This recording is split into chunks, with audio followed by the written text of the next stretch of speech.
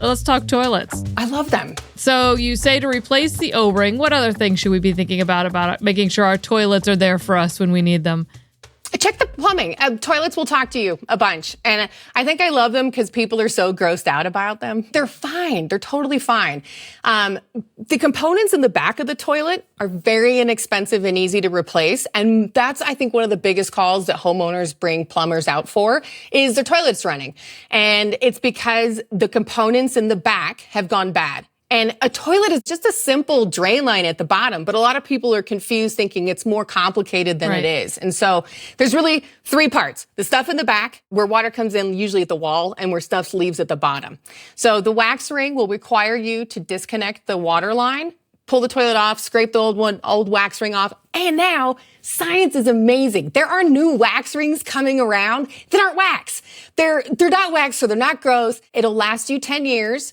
And then the inside components usually run under $30. That's a 20-minute fix that any homeowner is capable of doing, and that will prevent your toilet from stopping running.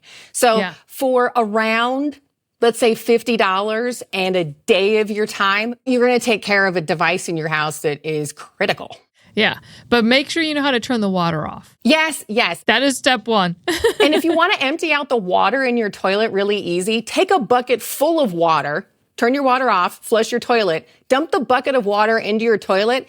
That momentum of the new water coming in will actually open up the valve and complete the flush. Suck all the water out. Yeah, you'll drain the majority of your water away. Science, it's amazing. All right, so one more here. It's going to be a quick one. When to DIY, when to call a pro, Kayleen's rule in 60 seconds. You call a pro when you feel uncomfortable.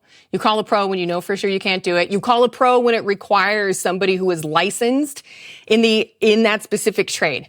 You DIY it when it is a simple project, fixing out a switch, a fixture, a paint color, simple things, in maybe new storage, but call a professional if you feel uncomfortable. I think that's my biggest tip. It takes 28 different trades to build a house from scratch. And there are certain trades that I don't like. I don't like roofing because I don't like heights. I outsource that. I do not like finishing drywall. I will outsource that. So as a homeowner, just think of it that way. There are 27 different pros to make this thing work. I can handle some of them for sure. Yeah. We're in the midst of a trade labor shortage. We are starting to see some young people head back into the trades. What do you want the world to look like from a trades perspective 10 years from now? I think hopefully 10 years from now, and we're starting to see this change already because we've been talking about this now for about 15 years. But in 10 years from now, I want the public to respect somebody who works in the trades as much as they do someone, a doctor or a lawyer or who went to a university, that finally the conversation has shifted to understand the value of just professionals. We learn in different environments.